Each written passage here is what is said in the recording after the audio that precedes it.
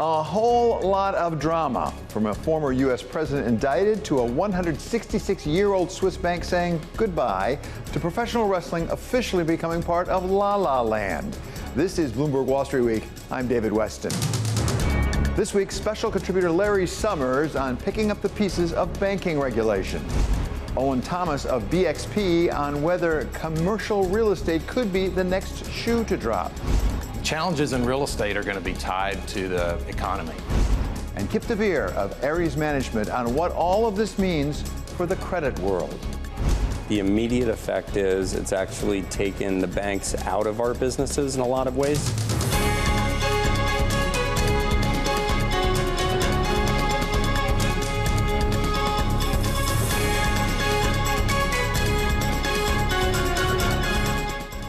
There was a lot for Global Wall Street to watch this week, and not all of it was in the markets. We saw a former president of the United States arraigned on criminal charges for the first time ever. And as usual, the former president, Mr. Trump, did not let it pass without comment. This fake case was brought only to interfere with the upcoming 2024 election. The same day that Mr. Trump was facing the music in court, the leadership of Credit Suisse was facing its own music at what was likely the last shareholders meeting ever for Credit Suisse. It's a bitter reality to see that our strategy didn't have time to bear fruit. And if all that weren't enough drama, Global Wall Street witnessed the combination of Hollywood powerhouse Endeavor with World Wrestling Entertainment.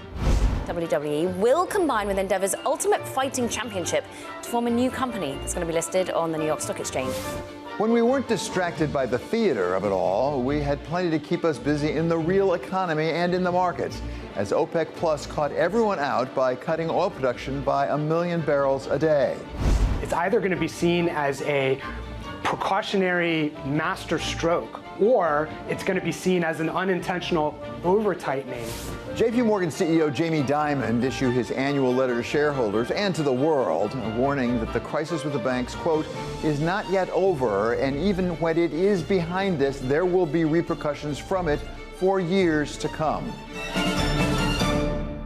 And then we ended the week with those U.S. jobs numbers, adding another 236,000 in March. That's down from 300,000 plus in February, but still enough to take the unemployment rate down to 3.5%.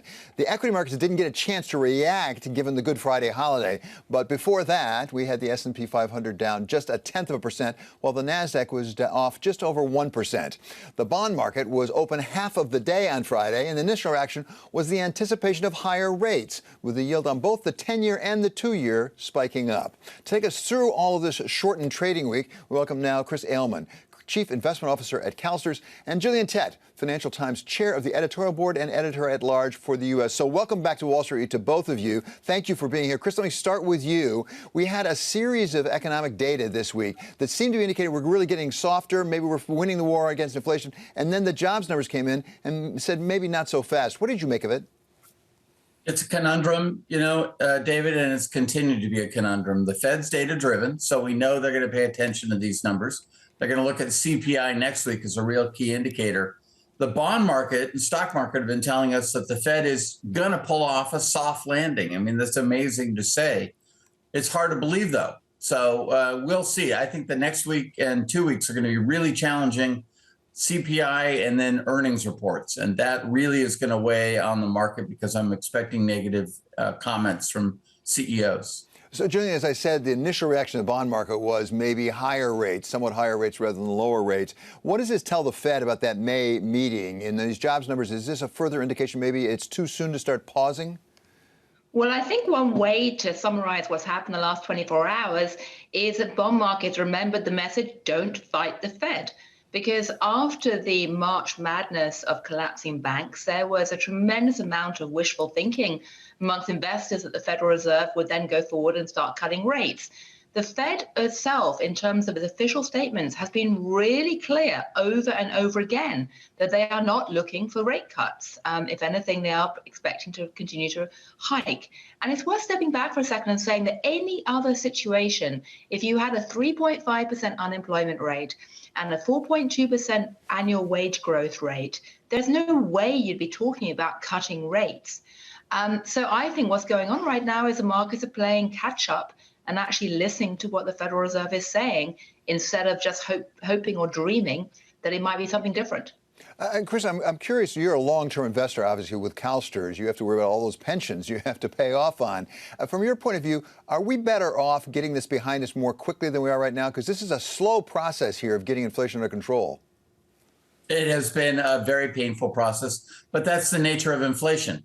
The Fed's only tool is to raise rates, and that's an ineffective tool to compete against wage and what was starting commodity inflation. So I would like it to get over fast, but I don't think it will, David, because as Gillian said, the markets are expecting a soft landing, but it's just really hard to believe that Powell can pull that off. I hope he can, but the numbers tell us that unemployment should start to increase pretty sizably. And if you talk to CEOs, they're worried about a heavy recession coming up in the future. Well, Chris, what about that? Because we keep anticipating possibly a breakage, if I can put it that way, in the labor market, and yet it doesn't happen. Does Jay Powell need to be a spike up on unemployment in order to get where he wants to go? I don't know that he needs it. You know, the wages were only up 4%. That's still higher than he wants, but that's not bad. These numbers just are quite a conundrum. And I think that Powell's only tool is to raise rates. He will continue, at some point pause. And as Gillian pointed out, the markets are expecting a pivot as early as the third quarter. I just don't see that. But we're going to find out which is right, the Fed or the markets. Gillian, does the Fed have a problem right now? They got the inflation issue wrong. I think everyone, including the Fed, even admits that they got it wrong, that so-called transitory inflation. And then we had that banking problem that developed, starting with Silicon Valley Bank. We'll come back and talk about that in more detail. But is the Fed got a problem here of credibility? They've made a couple of big mistakes, have they not, Gillian? Well, I think they certainly have made a couple of big mistakes. I mean, I've been one of those who've been really critical about the super loose monetary policy going on for far too long in the past. You know, what they're trying to do right now, and I think the market has forgotten this, is they are scrambling, they're racing to re-establish their credibility. Because frankly, for a central banker, there's nothing worse than thinking they've lost credibility. So, you know, they have made it really clear that they are not going to be bullied by the markets into cutting prematurely. They're also, though, and this is a really important point, they're trying very hard to signal to the markets that they are separating out monetary policy measures that are designed to target the economy from financial stability measures. They're trying to deal with the financial stability issue through all kinds of macroprudential tools, and they're trying to indicate that they're not going to loosen policy just for the financial stability reasons. Now, I think in many ways that is the right decision. I think that it's very clear to signal for their credibility that they are committed to trying to tackle inflation. And it's also very, very important for the Fed to signal that they have the credibility, given that we have this little thing called a potential debt ceiling crisis coming down the tracks.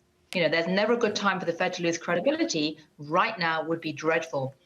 So I think there's a lot to play for, as Chris says, in terms of, you know, the market catching up to where the Fed is. Yeah, from your mouth to God's ears that that's a little problem with the debt ceiling. I hope that that's true. I think all Wall Street hopes that that's true. So Gillian Tett and Chris Ailman are going to stay with us. British sarcasm. Gillian Tett and Chris Ailman will be staying with us as we turn from what we saw this week to the aftermath of the banking disruption. That's coming up next on Wall Street Week on Bloomberg.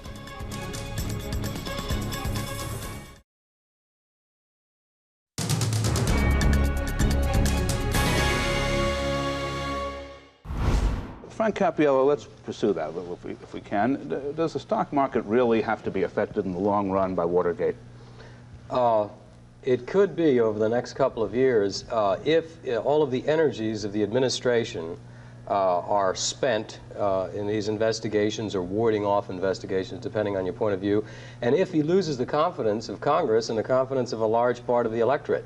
The loss of confidence could freeze the administration from moving forward. And I think what you had this week was can be summed up in two words, really: Watergate and oil. That was Louis Rickheiser back in May of 1973 when another U.S. president was having some difficulties with the law. And as they did this week, the new oil was very much in the news. The #1 movie back then was The Poseidon Adventure. And the #1 song was Tie a Yellow Ribbon Around the Old Oak Tree by Tony Orlando and Dawn. Gillian Tett of the Financial Times and Chris Ailman of CALSTRTS are still with us. So in the last one, we were talking about the aftermath of what we saw in the banking system, both here in the United States and in Switzerland. Gillian, I want to turn to you because, as you wrote in the Financial Times this week, you covered two financial banking crises in the past. How was this different from those? Well, it was very striking, this current crisis, because in some ways it was similar. Bank crises are always about a collapse of credit, meaning trust in the banking system. Fractional banking doesn't work without trust. And that's what sparks bank runs. And that's true of the South Sea bubble. It's true of today, everything in between. But what was really different this time around was the speed of response and the virality, because so much of it was conducted on social media and through mobile banking channels. And what we discovered is that the Fed system for trying to quell a banking crisis just are not in the 21st century when it comes to trying to contain a panic. We also found out that the contagion risks associated with small to medium-sized banks are significant in a world of social media and mobile banking. You go back to the savings and loans crisis, and no one really cared if small banks collapsed because it didn't really create such a chain reaction. In the current hyper-connected world of digital finance and digital social media, it really matters if panic erupts, if trust is lost. The good news is, of course, that we actually had fairly small overall losses from this crisis. I mean, 22.5 billion if you look at what the FDIC says. And that's pretty small compared to the history of banking crises. The bad news is, though, that what SVP was very much a symptom, not a cause. It was a symptom of the fact that the financial system has had way too much too cheap money for too long.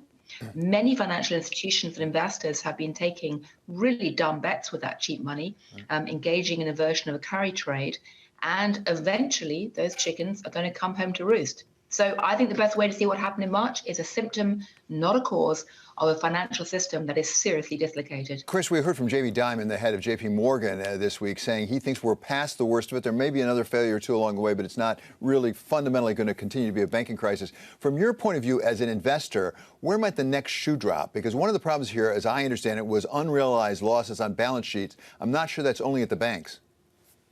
No, I agree, David. And I don't know, I don't disagree with Jamie Dimon. We may be over the worst. I don't expect a lot of failures, but there's going to be a lot of pain. First off, when the Fed raises rates from 0 to 500 in 9 months, commercial real estate, particularly office real estate, is going to be hurt by that. Cap rates have risen, and while they haven't reappraised, those properties are down probably 20% in value. And the people that loan the money on those buildings are usually the regional banks. So we'll probably enter a period again this fall of extend and pretend, where building owners have wiped out their equity and they throw the keys back at the bank, and the bank doesn't want to pull back that loan. They don't want the commercial real estate. So I think we're going to have a long hangover period of pain just simply because the Fed raised rates so quickly. Gillian, I also wonder about another area, and that's private equity, which has just exploded, as you know. I'm not sure how transparent some of the losses might be in private equity. The valuations certainly must have come down on some of those companies. Well, David, that sounds like a masterly British understatement, because the reality is that private equity is private and we just don't know. And what is really striking about the last few years, the gigantic credit bubble, and I do call it a bubble because of the cheap money, was that more of it happened through private capital markets than we've ever seen before in history. And the problem with that, and the good news about that is when it starts to implode, it doesn't necessarily immediately hit the regulated banks. And of course, the regulated banks are at the core of credit transmission in the economy. But the bad news is that private equity can't be seen quite so easily what's happening inside. It is private. And the marks tend to take a very long time to come down. So you are going to see more of a hissing sound, if you like, as the bubble deflates, not a dramatic pop. And one of the downsides of that is that there's going to be a lot of quite unpredictable chain reactions because we just don't know the complications of where these losses will end up being felt. One area I'm very curious about right now is university endowments, because endowments have to produce a certain amount of income each year to pay the bills, to qualify for charitable status in some areas of the world. They're not like sovereign wealth funds that can just swallow losses for a few years. Right. And a lot of university endowments have dashed into the private equity and VC markets in recent years, and they could start to see the outlook looking pretty nasty in the next few years. As I recall, Chris, in the past, you have expressed some skepticism about private equity. I think you pulled back, didn't you, at CALSTRTS? What about pension plans and their investments in private equity? Is there vulnerability there? Well, David, we've actually been a steady state investor. I'm skeptical of the valuations, just as Gillian said. But, you know, a lot of private equity, you can read it from the employment numbers. They're still kind of steady, so they're not writing it down. But they're also fundraising, so they're not motivated to write it down. And I think really that when you look at private equity, particularly as Gillian said at the endowment level, there's no distributions. We're not seeing any transactions. Merger Monday has disappeared. So it is putting a strain. I think there's a very serious liquidity crunch going on around the world, not just in the USA. We can survive it, but it's very tough. People with cash are hoarding it. And right now we're not getting any money back from private equity or real estate. And that's putting a pinch on everybody's balance sheet. So people with negative cash flows are going to find it harder and harder to keep looking at new opportunities. It just is a long, slow grind. I don't think it's going to lead to an immediate liquidation where somebody sells a good asset on a fire sale, because there are other people, like she mentioned, the sovereign wealth funds willing to buy that up. So it's a tough period. Many thanks to Chris Ailman of CALSTRTS and Gillian Tett of the Financial Times. Coming up, what the banking disruption has done to the private credit industry with Kip deVeer of Ares Management. That's coming up next on Wall Street Week on Bloomberg.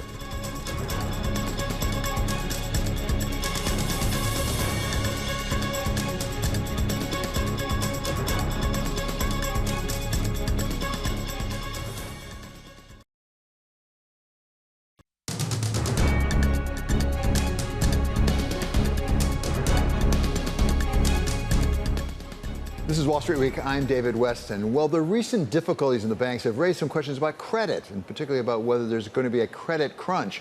Welcome somebody who knows credit terribly well, particularly the private credit side of it. He's Kip deVeer. He's head of the credit group at Ares Management. Kip, thank you so much for being on Wall Street Week. Thanks for having me, David. So I guess the most basic question is, how did all what we've seen go on with the banks, starting with Silicon Valley Bank, but then going on, how did it change your business?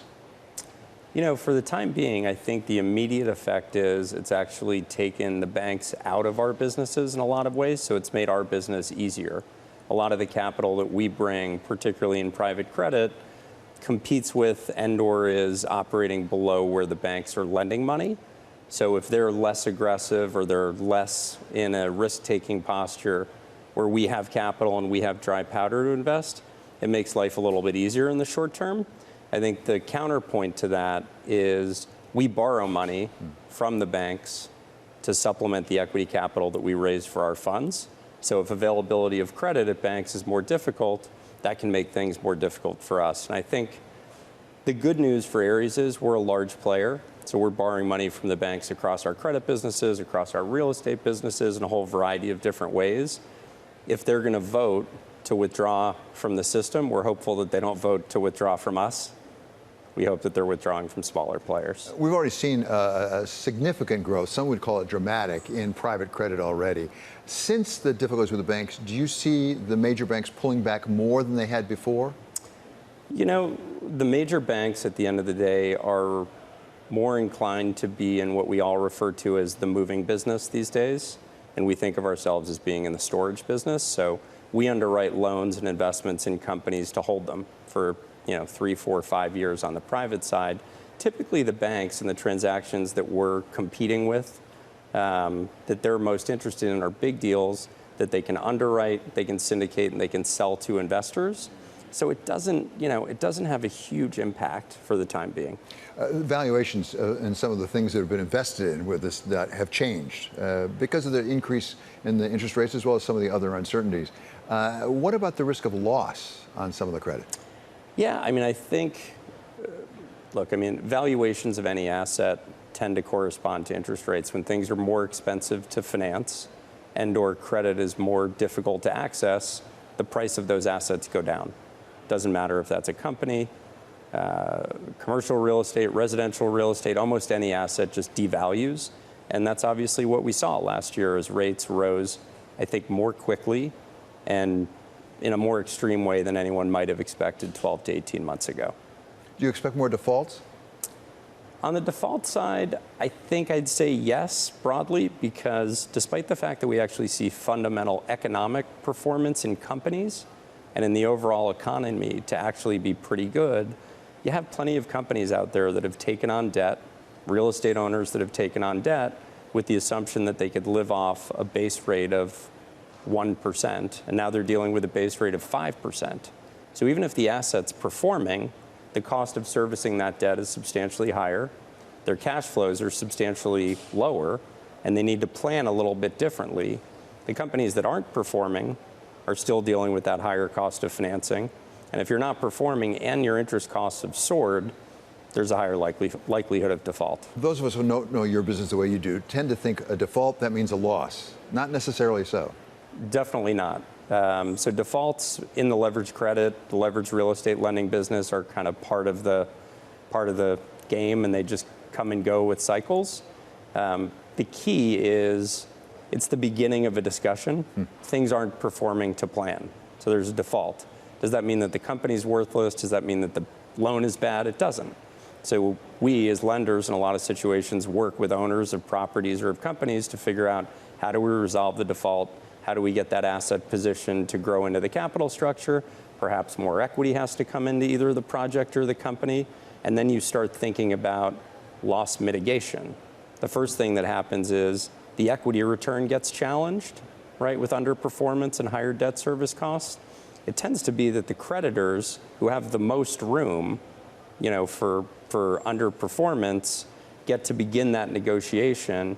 But for us, it's all about managing those losses and trying to reduce them in the future. Defaults are just, I don't want to say they're ordinary course, but when the economy slows and rates go up, they become a bit more ordinary course. Before we saw any difficulties with the banking system, there appears to have been a shift, perhaps in market share, between the traditional syndicated loans from the banks on the one hand and credit on the other.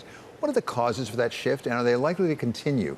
I mean, how far do we go with private credit in your judgment? Yeah, I think so. I mean, if you look today, we think in the U.S. private credit markets, it's about a $1.2 trillion installed base market. It's grown every year over 20 years, and it's grown as the banks have de-emphasized, in particular, smaller transactions in the middle market. The middle market used to mean 100 million of EBITDA and below. The reality is today, in direct lending and private credit, the multitude of capital raising there, and I think also the value of the solution that we provide has become more and more attractive, and the returns have been good for investors.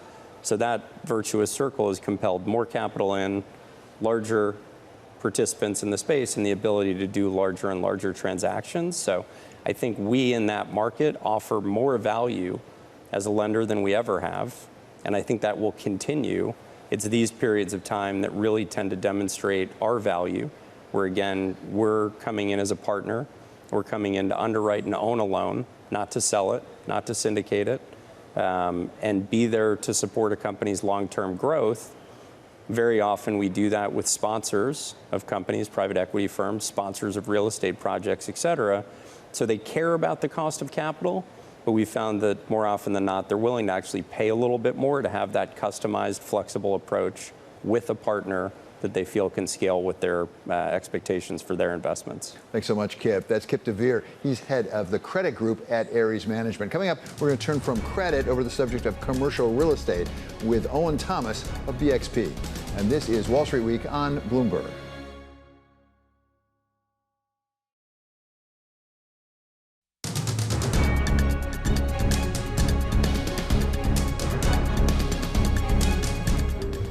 looking for cracks. When Silicon Valley Bank went down, it sent tremors through the banking sector. Yeah, it's amazing. I mean, we continue to get new news on banking. Now we've got the SVB takeover. We've also got news that First Republic will continue to be supported by the government. With fear of contagion triggering an immediate and massive government intervention. Treasury worked with the Fed and FDIC to protect depositors in the resolution of SVB.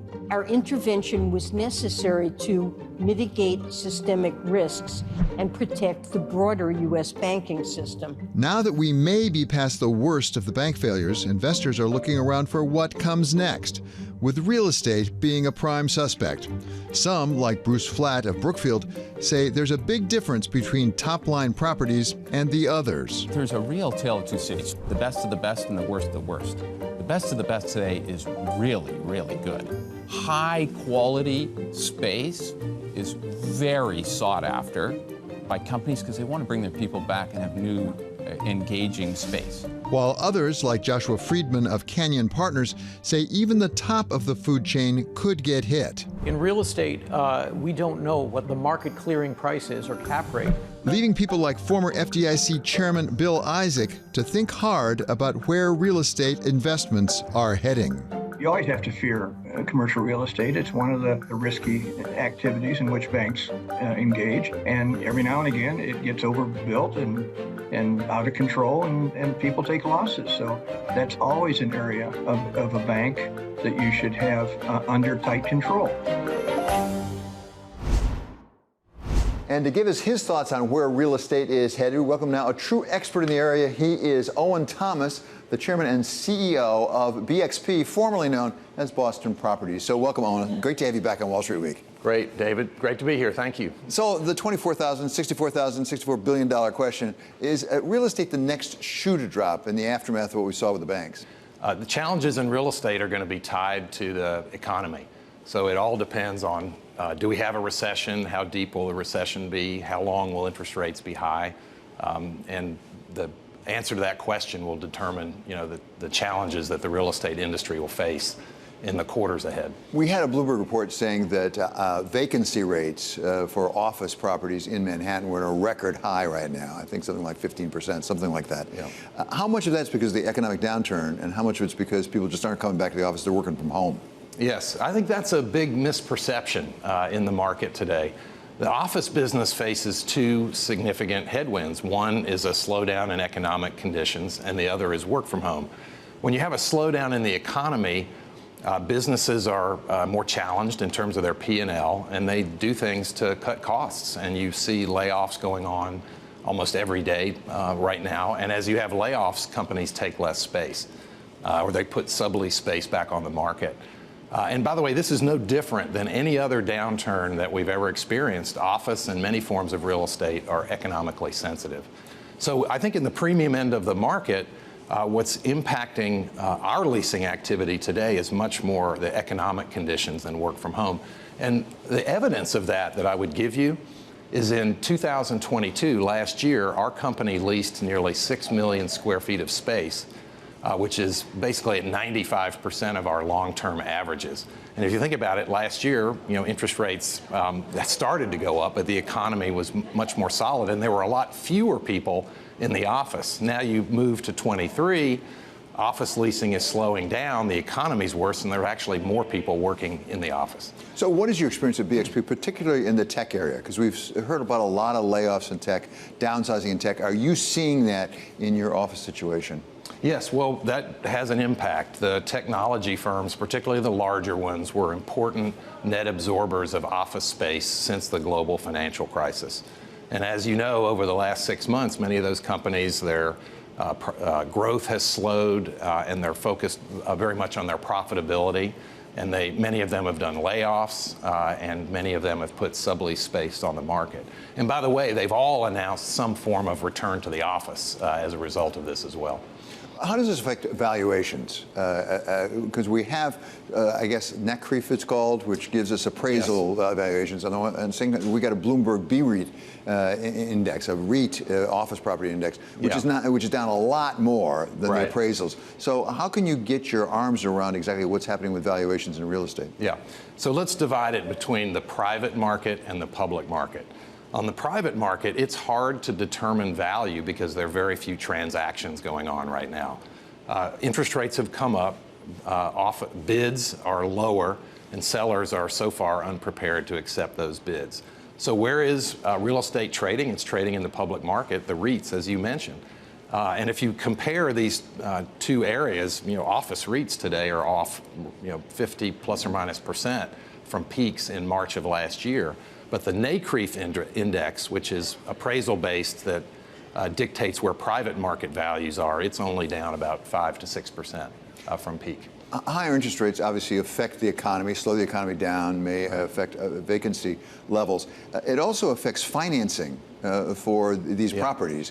How is that playing out right now? For example, if you're putting up a new building, I understand you have construction financing. That's short term. You got to turn that into longer term at some time. Are you in the process right now of refinancing, and how does that work? Yes. Well, financing is harder to get today because of concerns about real estate, and also buildings have to have strong cash flows to support the higher interest rates that are associated with financing. From our company's standpoint, most of the financing we do is in the bond market. So we're an investment grade issuer of unsecured bonds, and that market is open to us, albeit at higher spreads. We do have some mortgage financing, and I do think mortgages are available to office real estate, but the building has to be well leased, it's got to be of high quality, and it has to be owned by a strong sponsor. What about the high quality you just mentioned? Because I've heard conflicting things, that there's a huge difference between A buildings and Bs and Cs, or some people say basically it applies across the board. Yes, no, this is a very important issue when you think about office real estate. Last year I mentioned all the leasing success that we had, yet we saw all these reports showing many of our cities being 15, 20, 25% vacant. And then an important measure in office real estate is net absorption. This is how much the occupied space goes up and down in those segments. And if you look at the premier workplaces for the last 2 years, ended the year-end 2022, the premier workplaces had a positive 7 million square feet of net absorption, where everything else was down 25 million square feet. So there's in all the years that I've been doing this is one of the strongest moves towards quality office and real estate that I've seen. What about prime cities, if I can put it that way? What's the geographic dispersion? We hear reports, for example, San Francisco really struggling. New York maybe not doing so well. And then there's a big move into Austin, into Miami, places like that. Yeah. Well, there is some migration out of the coastal cities into lower tax states and cities like in Florida and in Texas, but there's also in-migration from employees in New York and San Francisco as well. So I do think and believe in the long-term vibrancy of cities like New York and Boston and San Francisco. What about the ecosystem more broadly? At this point, are places like BXP and others pulling back on future development of properties, which can affect things like construction workers, employment? Yeah. Well, with the slowdown in demand, clearly there's going to be a slowdown in development. And that's one thing that'll help owners like ourselves, because there's going to be less supply in the future because construction's being pulled back. We do have sites, and we would consider future development, but it has to be de-risked. And for us, that means pre-leased. What's the biggest opportunity for BXP right now? And is it, in fact, part because of the valuation question, maybe some bargains out there at the moment? No, I think that will come. I mean, a couple of things I would mention. We have also been, in addition to our premier workplace business, we've also been developing life science assets. We're building a large lab building for AstraZeneca in Cambridge. We're converting a large building in Cambridge for the Broad Institute, so that's an area of growth for us. Another area of growth for us is simply leasing our portfolio, increasing the occupancy, because we're at about 88 or 89% occupied today, and that will grow our income stream. And then I agree with you. I think as this downturn unfolds, I think additional investment opportunities will present themselves to strong players like ourselves. Owen, thank you so much for being here. It's Owen Thomas. He is the chairman and CEO of BXP. Coming up, we wrap up the week with our special contributor, Larry Summers of Harvard. That's next on Wall Street Week on Bloomberg.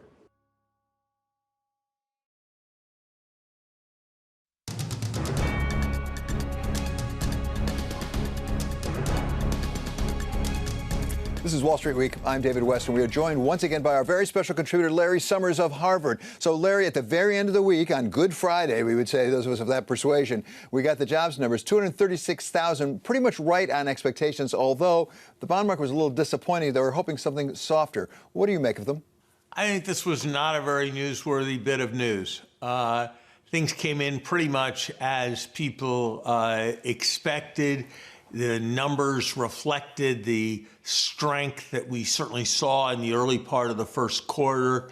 I don't think this bears on very much on interpreting the economy because the numbers are a few weeks old when we get them, and more importantly, because those numbers, employment and unemployment, are lagging indicators of what's happening in the real economy. So the real question is still how much of a credit crunch is coming in the wake of all the banking problems, in the wake of all the disturbances in the banking sector, and that's a very hard thing to know. Well, that's interesting. Credit crunch. I mean, some people refer to that as saying the credit's just not available as opposed to that it's more expensive. Is that what you mean by it? And again, when do you think we might have a sense of whether that comes to pass? I think it's a combination of, something's available at any price, but if the price is too high, it doesn't really matter that it is available. I think we're getting a sense that there is some substantial amount of constriction in credit. If you looked at the forward-looking numbers this week from the PMI surveys, those numbers were really quite weak. If you look at the UI claims with the new seasonal adjustment, they're suggesting much less strength than they had been earlier. When you looked at vacancies, they seem to be coming down. So I think you have to say that recession probabilities are going up at this point, and I think the Fed's got very, very difficult decisions ahead of it with very much two-sided risk. That's a consequence of where we sort of found ourselves with an overheated economy. Well, the Fed's going to have to do something coming up in early May. What would your advice be to them, given where we are right now with the data you're seeing? It's too early to come to a view. I think what's pretty clear is that we're in the very late innings of any tightening, of the current tightening cycle, and whether there's going to be another move necessary or not, I think that's a judgment they should be holding off on until the very last kind of moment, because it's not easy to make that judgment, given that we are getting more and more indication that a variety of things, starting from commercial real estate, are softening, David. So, Larry, those of us in the financial news media, as you know, tend to focus on individual data points and individual decisions of the Fed. Take a step back, though. The Fed, I'm assuming, has a longer-term view of where the economy is, where it's headed. Take a longer-term view over the next year or so. How should the Fed be looking at this economy? I'm going to even take a slightly longer-term view than that, David. I think the Fed needs to engage in some serious soul-searching. They rely on models. They rely on a set of established, institutionalized procedures. Those procedures got inflation very, very wrong for a very long time. And those procedures missed what was happening at Silicon Valley Bank and in a number of banks, because of the discontinuity associated with highly mobile deposits and associated with loss of market value on long duration securities. And so I think the Fed needs to think about the ways it does business, the ways in which it does, and more importantly, does not consider discontinuities in the economic environment. I think the other thing to which the Fed needs to turn its focus is its concept of the future financial system in this world that is high interest rate, high digital. How is it that we're going to have a financial system that's structured?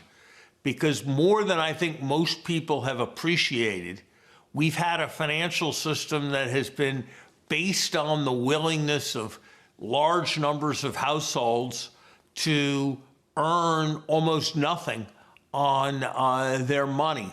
Larry, let's turn to specifically something that you've been quite involved in. You've done a lot of work, have written papers on the question of IRS and tax enforcement. Not raising taxes, I'm talking about, just collecting the ones we're due already. You've talked about it on this program. You've been talking about it for some time.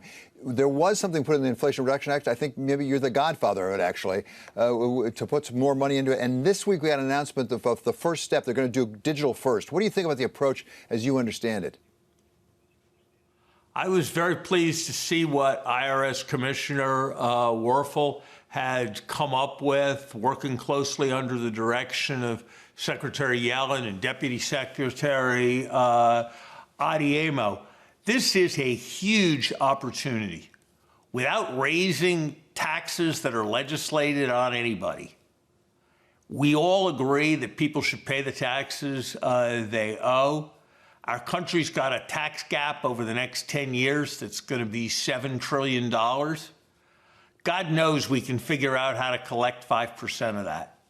I actually think, and there's some research that's going to come out in the next few weeks that very strongly confirms this view, that we could probably get 10 or more % of that, and we could get it from affluent people in the top 1% of the income distribution, just by making sure that people don't cheat.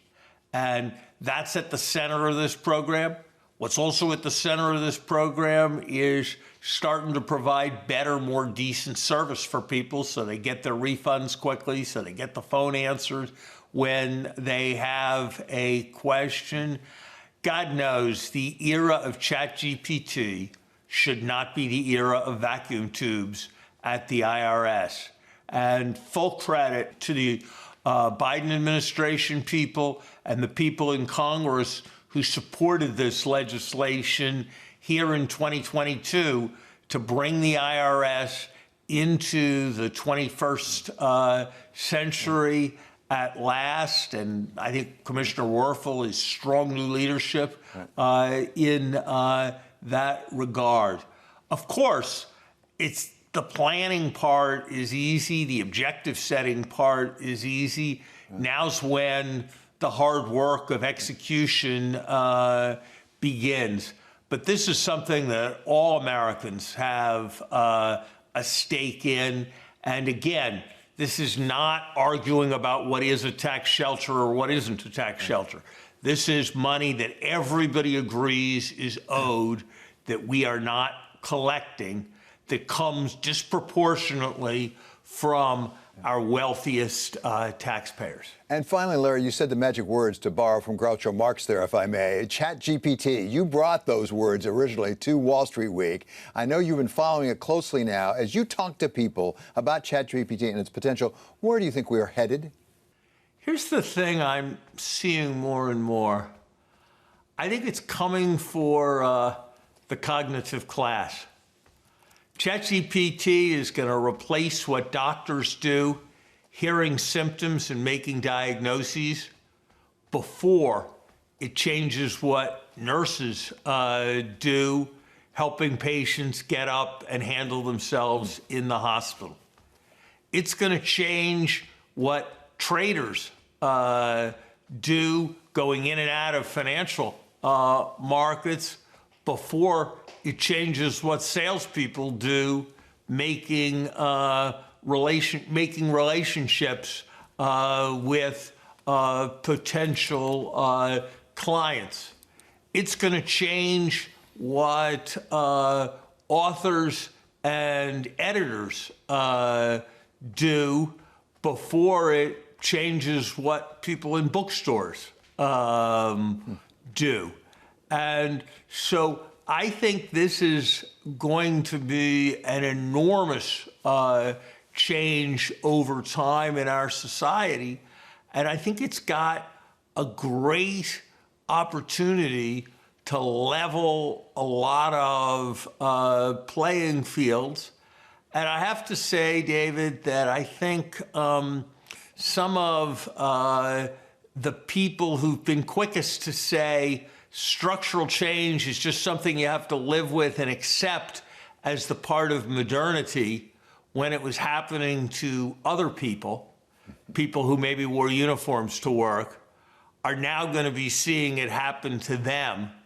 And it'll be interesting to see how they respond. It's fascinating coming through the cognitive class. Thank you so much, Larry. Really appreciate it. Once again, that's our special contributor on Wall Street Week. He's Larry Summers of Harvard. Coming up, how the King of England got caught up in the values battle between Disney and the governor of Florida. That's next on Wall Street Week on Bloomberg.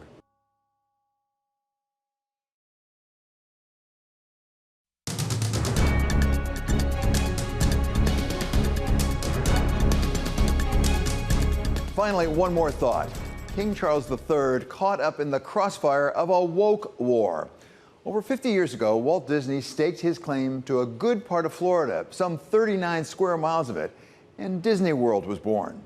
It started as swampland that Mr. Disney could get cheap in the 9th largest state in the Union, but Disney transformed it into a magical place, attracting over 62 million people a year, including, by tradition, the winning Super Bowl quarterback. And bringing in over $20 billion in revenue to the Walt Disney Company last year alone, even as the state of Florida rose to be number 3 in the nation. A fairy tale ending for the Magic Kingdom, right? Well, a funny thing happened on the way to Cinderella's castle. The state that nearly made Al Gore president instead of George W. Bush took a hard right turn. It's now led by a governor who has declared war on Disney values, which he finds way too woke. Making sure that Disney doesn't have self-governing status anymore. So that's done. This week, Disney CEO Bob Iger fired back, accusing Governor DeSantis of being anti-business. And the local government, about to be replaced by Mr. DeSantis, has weighed in on Disney's side by adopting protections that it says will last long after Mr. DeSantis has left the stage. And that is where King Charles III comes into the picture. By their terms, the new covenants that govern Disney World from the Governing Improvement District are to remain in place in perpetuity. But for those of us who remember trusts and estates back in law school, we know that there's a pesky rule against perpetuities. So by their terms, the covenants say that if they cannot be perpetual, then they will remain in place. And this is what it literally says: until 21 years after the death of the last survivor of the descendants of King Charles III, King of England. So whatever King Charles may think about Mickey Mouse, we may just have God Save the King replace It's a Small World After All. That does it for this episode of Wall Street Week. I'm David Weston. This is Bloomberg. See you next week.